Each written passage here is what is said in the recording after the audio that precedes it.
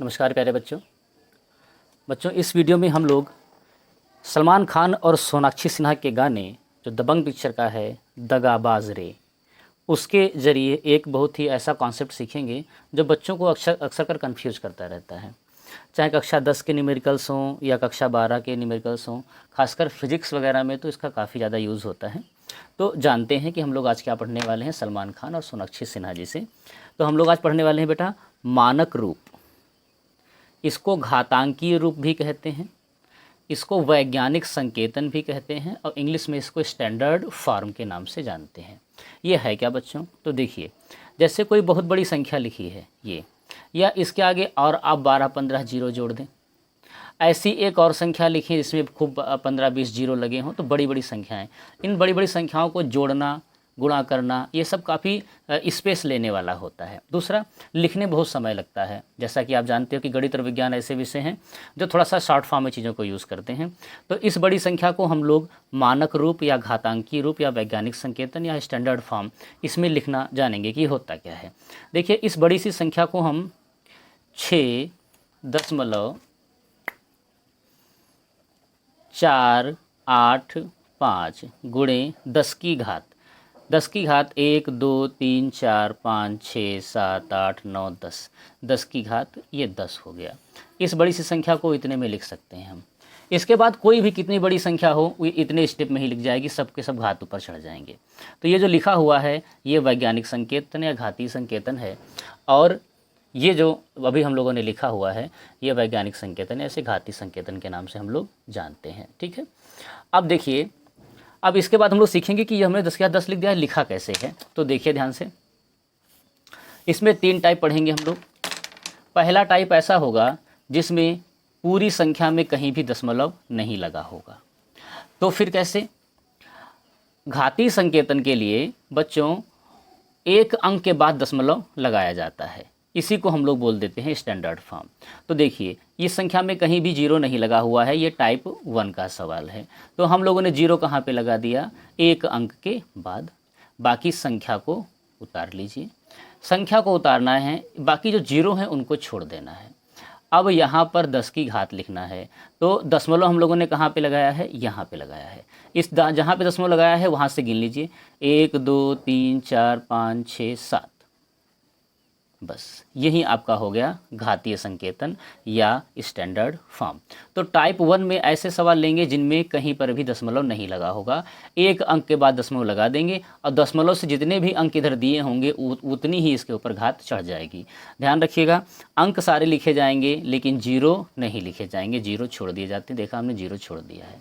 ठीक है, इसकी एक प्रैक्टिस में नीचे क्वेश्चन दिया हुआ है, उसकी प्रैक्टिस करते हैं हम लोग। देखिए, ये टाइप 1 का क्वेश्चन है, इसमें कहीं पर भी आप देखें तो दशमलव नहीं लगा हुआ है। तो हमको करना क्या है? एक अंक के बाद दशमलव लगा देना है, जितने अंक हैं वो सभी उतार लेने हैं और जीरो को छोड़ देना है, जीरो नहीं लिखने हैं। 10 लिख लीजिए, ऊपर घात लगानी है।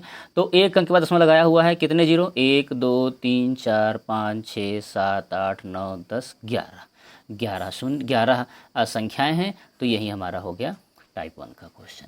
ठीक है बेटा, अब अगला क्वेश्चन देखिए, टाइप 2। टाइप 2 और टाइप 3 दोनों प्रकार के क्वेश्चंस में क्या रहेगा? दोनों प्रकार के क्वेश्चन में इधर दशमलव दिए रहेंगे। तो दशमलव दिए हुए हैं तो अच्छी बात है, दशमलव दिए हुए हैं, इसमें क्या करना है हमको? देखिए ध्यान से, वैज्ञानिक संकेतन क्या कहता है कि एक अंक का दशमलव लगाना है हमको। तो यहाँ पे दशमलव हमको चाहिए, दशमलव यहाँ पे चाहिए, यानी इस दशमलव को खींच के हम ले गए हैं दाहिने। दाहिने ले जाने पर अब ट्रिक अपनी काम आएगी, दगाबाज। दाहिने ले गए तो घटाना पड़ेगा, दाहिने ले गए तो घटाना पड़ेगा, और बाज बाएं ले गए तो जोड़ना पड़ेगा। ध्यान से देखिए, दाहिने ले गए, संख्याएं तो सभी लिखी जाती हैं, जीरो छोड़ दिए जाते हैं। अब घटाने का मतलब है घात जो है घटाने में लगेगी, और कितने? 1 2 3, यानी जितने अंक दशमलव आपने शिफ्ट किया है उतना क्या लगा देना है? माइनस लगा देना है। इसकी प्रैक्टिस का क्वेश्चन देख लेते हैं हम लोग। ये देखिए, ये टाइप 2 का क्वेश्चन है। इस दशमलव को कहाँ ले जाएंगे? एक अंक के बाद यहाँ पर ले जाएंगे। अब दाहिने से ले गए हैं, किधर ले गए हैं, दाहिने इसको ले गए हैं। दाहिने का मतलब दगा, गा मतलब घा समझ सकते हो भाई, थोड़ा सा इस बात को तो ध्यान देना पड़ेगा। गा का मतलब क्या, घटाना। दगा दाहिने ले गए तो घटाना, ठीक है। अब कितना अंक घटाना है बेटा, 1 2 3 4 5 6, 6 अंक घटाना है। आसान सा क्वेश्चन है। इसी टाइप का एक और प्रैक्टिस में दिया हुआ है, इधर देख लीजिए। इसको भी कहाँ ले जाएंगे, नहीं इसको बाद में देखेंगे, भी रुकिए, इसको बाद में देखेंगे, ये थोड़ा सा अलग है। चलिए अब सीखते हैं हम लोग टाइप थर्ड। टाइप थर्ड क्या है तो ध्यान से देखें। इसमें यहाँ पे दशमलव है, सीधी सी बात है, एक अंक का मतलब है इसको यहाँ लाएंगे। ये सारी संख्याएं ही हैं तो सभी लिखनी पड़ेंगी। अब देखिए बाएं गए हैं तो बाएं का मतलब बाज, जा मतलब जोड़ना, तो जोड़ना है घात में, कितना जोड़ना है, जितने अंक दशमलव आपने शिफ्ट किया हुआ है, तो आपने शिफ्ट किया हुआ है 1 2 3 अंक, तो ऊपर प्लस का 3, अच्छा प्लस लिखा नहीं जाता है तो प्लस का 3 मतलब जोड़ का चिन्ह लगाना है, ठीक है। इसकी प्रैक्टिस करते हैं, देखिए ध्यान से, ये दिया हुआ है। इसको कहाँ ले जाना है, इसको बाएं ले जाना है, यहाँ पर 3 4 5 6 7 8 9 गुणे 10 की घात। अब बाएं ले गए हैं तो बाज से क्या होगा, जोड़ना पड़ेगा। कितना जोड़ना पड़ेगा, जितने अंक दशमलव शिफ्ट किया है, 1 2 3 4 5 6, 6 अंक शिफ्ट किया है, तो 6 अंक अपना यहाँ पर ये हो गया, ठीक है। क्या आप बात समझ में आ रही है, ठीक। चलिए अब इसके बाद में 3 सवाल घात के दिए हुए हैं, नियम इनमें दगाबाज ही लगेगा, ध्यान से देखिए।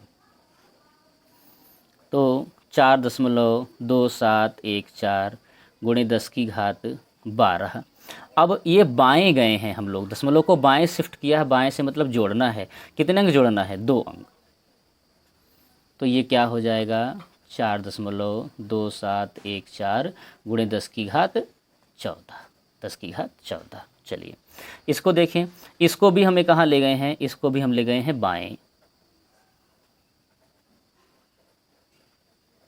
इसको भी ले गए हैं बाएं। अब बाएं का मतलब दगाबाज से बाएं से जोड़ना, कितना जोड़ना है बेटा, एक कितने अंक शिफ्ट किया है, 2 अंक शिफ्ट किया है, तो इसमें 2 प्लस करना है। 10 के कितना हो जाएगा, -12 + 2, असमान चिन्ह घट जाएंगे, माइनस का 10 हो जाएगा। इधर इसको देखिए, इसको हमें शिफ्ट करके ले जाना है दाहिने, तो ले जाओ, कोई चिंता करने वाली बात नहीं। अब तो ट्रिक अपने पास है, दगाबाज दाहिने ले गए तो घटाना है, कितना अंक घटाना है, 1 2 3 4, जितने अंक शिफ्ट किया है उतने अंक घटा दीजिए। 15 से 4 गया 11 हो गया। तो दगाबाज रे जो गाना है उसी से हम लोगों का ये एकदम ट्रिक हो जाएगी। आप प्रैक्टिस करके देखें, एकदम से आपको समझ में आएगा, अच्छे से समझ में आएगा।